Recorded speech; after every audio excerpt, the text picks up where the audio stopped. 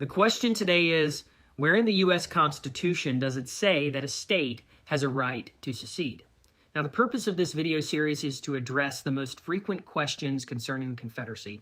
And to begin, I'd ask you, where in the U.S. Constitution does it say that a person has a right to marry? It doesn't. In fact, most of the rights we take for granted aren't explicitly listed in the Constitution. So if some argue that secession isn't allowed simply because it is not written in the Constitution, then by that logic, many of our fundamental rights would also be at risk.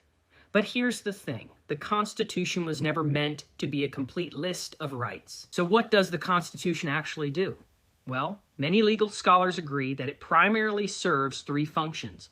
One, it grants certain powers to the federal government.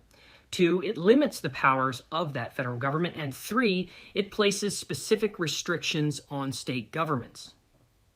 When the Founding Fathers drafted the Constitution in 1787, they weren't looking for new rights. They already had them.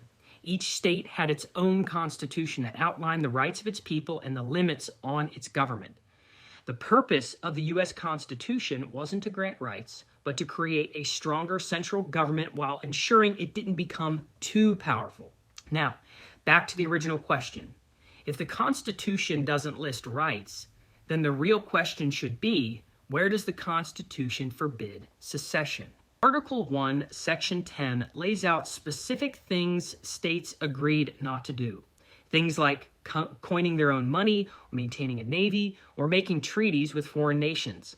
But nowhere does it say that states gave up the right to govern themselves or to leave the Union if they saw fit. Think about it. These were the same people who had just fought for independence from Britain. Do you really think they'd create a system that would trap them under a government they couldn't leave? Both Northerners and Southerners at the time understood one thing clearly. Free people in free states had the right to determine their own government. This is also expressed in the Declaration of Independence.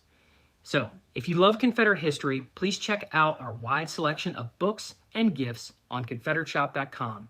And thanks for watching this video.